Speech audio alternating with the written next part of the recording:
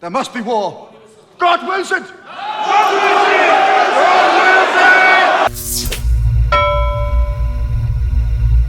So I'm gonna get right into the topic immediately. Oppenheimer. It's a big film, very popular, won Best Picture, won a few different Oscars, and it's a blockbuster. A lot of people really liked it. I didn't. I don't think it's a bad movie. I don't think it's horrible. I just don't think it's that good. What?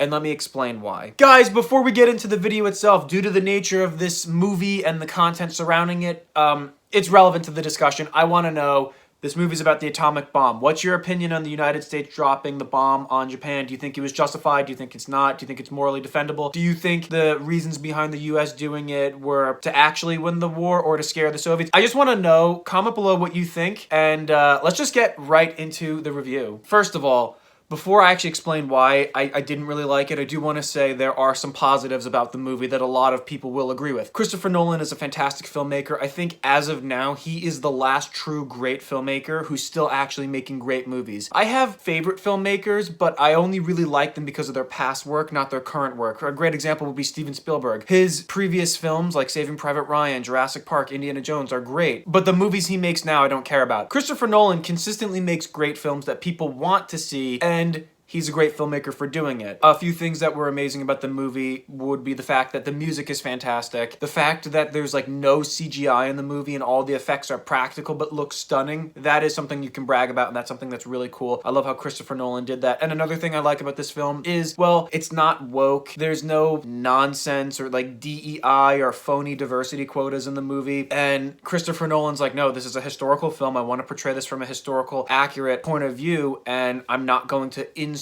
certain minority groups just to appease the god of DEI or woke diversity, and I appreciate that. I mean, he got into some heat when he did that in Dunkirk. People were complaining like there's not enough minorities or whatever, and he's like, this is a historical movie, what do you expect? So those are things that I appreciate about Christopher Nolan and the movie, but in terms of what I wanted to see in the film, I didn't really get to see a lot of what I wanted to see. You don't get to say no to me. It's my job to say no to you when you're wrong. So the movie is about J. Robert Oppenheimer, who is basically the father of the atomic bomb. He was the head of the Manhattan Project, and the end result of the Manhattan Project was creating the atomic bomb and then dropping that bomb on Japan, which concluded World War II. I don't know if you guys know this or something, but I'm kind of a history geek. I love history. I love history so much, and there's so much to love about history, and this is a fascinating topic. This is a fascinating time period, World War II. I mean, It's kind of important. And so this is a World War II era movie, and it takes place pretty much all stateside during the war, and it shows Oppenheimer as he becomes an established college professor, and then he's recruited by the government to develop the bomb. So we see all this time with him trying to develop the bomb and all the military soldiers. You know, we've got Matt Damon as Groves, who is overseeing this project, and we keep hearing about the war going on in Germany and like, oh, the Nazis this, the Germans this, and we don't even really see any of it. You know, I'm not saying that this isn't a war movie, so I'm not saying I wanted to see a battle, but it would have been cool to see some glimpse of war-torn Europe. So for example, they're talking like, oh, the Nazis have done this, the Nazis have done this. It would have been cool to have like a maybe 30-second or like 2-minute little clip of seeing American soldiers in war-torn Italy, or like the ruined city of a North African battle or something like that. That would have been pretty cool to see just a little glimpse of it. You know, I wanted to see it because all this talk about World War II, I'm not saying I wanted to see a battle, but I wanted to see something like that. Or even such when they say, because they don't mention Japan until they say Germany surrendered, which is not really early in the movie. Hitler's dead. It's true, but the Japanese fight on. But even though they're like, well, Japan still fights on, it would have been cool to see some sort of thing in the Pacific. Maybe some soldiers on a beach in the tropical islands or the Navy, something like that. I didn't get to see that. I was very disappointed. Another thing that disappointed me about the movies, we don't actually see them drop the bomb on Japan. You can call me a psychopath. You can say that I'm crazy for wanting to see that, but if the whole movie's about the Manhattan Project and them developing the bomb, I would have liked to have seen a recreation of the Enola Gay dropping the bomb on Hiroshima or Hiroshima, you know, guillotine, tomato, tomato. Point taken, but no. Whatever, that's not the point. It would have been cool to see. I wanted to see that, or them dropping the bomb on Nagasaki. You know, they talked about the aftermath, and you see like the, dramatic reactions, and I just didn't think that was enough. I wanted to I wanted to actually see that. We don't get to see it the whole point of the movie, and I don't even get to see the thing that the movie centers around. Another thing that I took issue with would be, it's a very long movie, and I think it's unnecessarily long. I liked the first part where we see him developing quantum physics, quantum mechanics department at his college. That was really cool. And I even really appreciated a lot of the science that went into the movie. I'm a history guy, I'm not a science guy, so I don't know anything about science, but it does fascinate me. So when they were talking about, oh, they've just split the atom, and then they're just, everyone's thinking this, they can create a bomb from this. That was really cool. You're thinking what I'm thinking. You, me, and every other physicist around the world who's seen the news. You see that like chalkboard stuff? That was awesome. A Nobel Prize for making a bomb. Alfred Nobel invented dynamite. After that, when they're developing the bomb, and then when the bomb is dropped on Japan, the movie, it's not even over. It's still like an hour left, so that's 2/3 of the movie. And the last third of the movie was basically his life after the war, and then him being investigated by the government, which I didn't find entertaining. I didn't really care for that, and I think it kind of takes away from the movie, or from the main draw of the movie, because most people, when they hear Oppenheimer, they're just going to think about the Manhattan Project or Los Alamos. I didn't really find the investigations and then the Senate hearing to be particularly interesting, and I also didn't really care for the sentiment, because they tried to make Louis Strauss, you know, Robert Downey Jr., to be like this evil villain, and Oppenheimer to be some sort of like martyr, or that's actually pretty extreme. Let me retract that. They tried to make him very sympathetic, when in actuality, I mean, there is nuance to it. They're trying to revoke his security clearance, and they're trying to make it seem like he's a villain because he wants international cooperation. But like, his security clearance was revoked because he was associated with communists and was a suspected communist at a time where communism was really a big threat, and really something that the United States did not want anything to do with. And well, he was given security clearance in the first place because there was an international emergency that needed his attention. Like, we need your help. You're a communist, or you're a suspected communist. You know, like that whole, I said suspected. Suspected communist. I'm a New Deal Democrat. I said suspected. Being that there's an international emergency, we're willing to look past this or speed the process up. But now that the emergency's over, okay, thank you for your service, but your security clearance has been revoked. I don't think that makes him a tragic figure to say, at the very least, you're suspected of having ideological opposition to the values of the United States, but also you're using your new status as like a celebrity or some sort of national hero to try to influence public opinion or national policy that's contradictory to the best interest of the US. So we have all these like moral scenes of him saying, we want international cooperation, we don't want an arms race, we shouldn't develop these bombs. And listen, I get it from a moral, ideological point of view. I can understand where he's coming from, but at the end of the day, like, the dude's not a soldier, he's not a strategist, or he's not a politician. That's not his job. And then when he's using this position to influence public opinion or to potentially leak information to the Soviets, which it's not substantiated, but there is evidence to suggest that he did have some sort of connection to the Soviets, and there were Soviet spies who he talked to. It's unconfirmed, but there's like a letter from the KGB, or not the KGB, but we know them as the KGB now, that mentions his name, and that puts a lot of suspect on him. So it makes us think, as rational humans, okay, maybe it's best to revoke his security clearance. So that whole sequence to try to villainize Robert Downey Jr. and make Oppenheimer some sort of like victim, I didn't really agree with it, and I didn't really like it. It wasn't entertaining to watch. And another thing, again, you can call me a Puritan, you can call me a prude, but there was one sex scene that was extremely uncomfortable to watch. So Kitty, Oppenheimer's wife, is testifying in front of these government officials, and they ask him about an affair he had with a former lover, and Kitty's sitting there and she's imagining what it would be like if that woman and Oppenheimer were, you know, getting intimate. So literally the scene is her sitting there listening to Oppenheimer talk to these government officials, but then it switches from her face to them, and it's Oppenheimer naked in a chair with this woman while they're humping each other, and she's staring at Kitty, but she's looking at us, the audience. That was really uncomfortable to watch. It was awkward. I don't see the need to put that in the movie. It definitely made me really uncomfortable to see, and I didn't want to see that. So yeah, those are my main complaints about the movie. Usually whenever I bring them up, people disagree or quarrel. We'll have him killed. I was just kidding.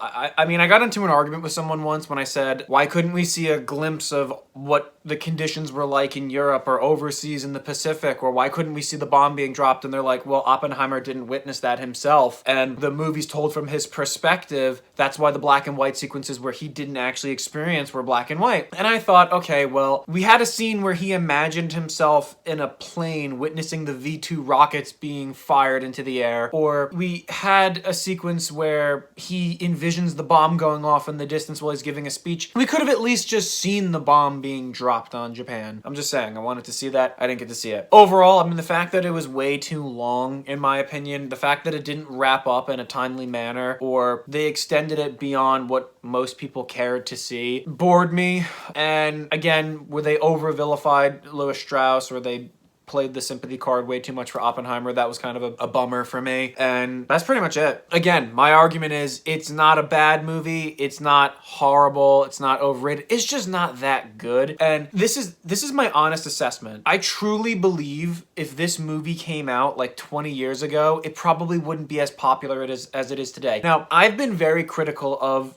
modern Hollywood and the movies that are being pumped out today. What I mean is, like, movies aren't movies anymore. You know, like, most of the movies are either like animated, sci-fi, superhero, or fantasy, and they don't make good films anymore. And this was like the first real movie that I've seen in a long time. And it's also like the first time in a long time that I went to the movie theaters. I saw this in theaters because everyone was saying, you gotta see it, you gotta see it. And I was like, all right, first time I actually went to the theater in a long time, which was good going back to the theater. And you know, the movie going experience is superior if there's a great movie to see. So being that this was like the only real movie that came out within the last few years that wasn't garbage, that wasn't woke, or wasn't about like DEI or just boring remakes or reboots, it was something like a real filmmaker would do, because Christopher Nolan, as I said in the beginning, is a real filmmaker. I think that's why it's so popular. I think it's because the movie-going audience in general is just starving for a real movie. So when it swept the Oscars, when it crushed at the Oscars, I mean, Robert Downey Jr. and Cillian Murphy obviously deserve their Oscars. And out of all of the movies that came out, this movie won Best Picture because none of the other films could compete with it because they were all garbage. Like Barbie,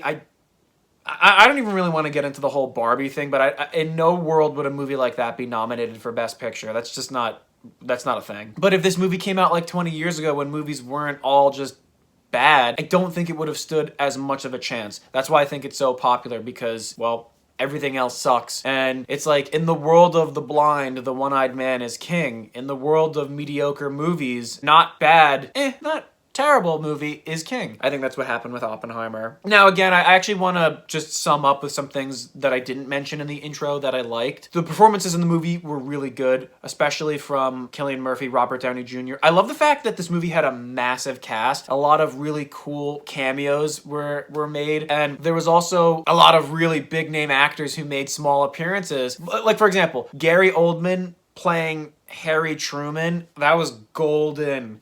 You think anyone gives a shit who built the bomb? So, a British guy perfectly nailed Harry Truman. I think he did great as Harry Truman. He looked like Harry Truman. He acted like Harry Truman, because Harry Truman was known for being kind of like abrasive. They care who dropped it.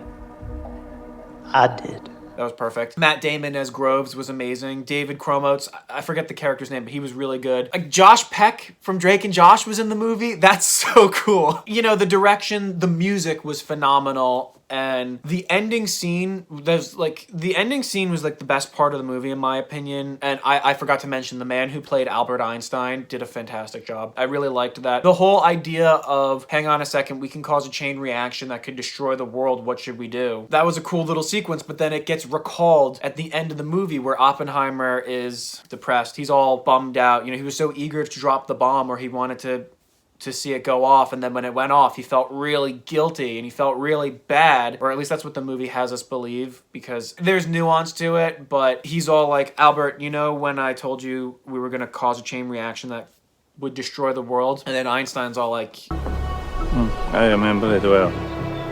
What happened? and he's like, I think we already did. And then you hear the music, and then the zoom on his face, like the camera starts to zoom in on his face with a close-up, and then like you just see the atmosphere deteriorating, and you just see all these nuclear weapons being developed, and you just see the look on his face, and he's just like, I really have become death because of me, this is happening. That was an epic outro. I truly loved that. That was really great. So those are my overall opinions on Oppenheimer. I think in the year it came out, when the competition wasn't as steep, it was seen as better than it really is. Not a horrible movie, not by any stretch of the imagination. Christopher Nolan did a fantastic job in terms of technical aspects. The special effects that were practical were amazing. The performances were stellar, and the technical aspects of the filmmaking was sublime, superb, beautiful, flawless. A bit too long. Things I wanted to see weren't in it, and it was kind of boring and slow at times. But still, nevertheless, I don't think it's a bad movie. But another thing, another interesting thing about the movie is it reignites that age-old debate that World War II history buffs or like theologians and moral philosophers will argue all the time. Was it justified for the US to drop the bomb on Japan? Only time in the history of warfare where nuclear weapons was used was when the US nuked Japan twice. And there are arguments for both sides. And this is not like a bipartisan thing. I mean, there are conservatives who think that the bomb shouldn't be dropped.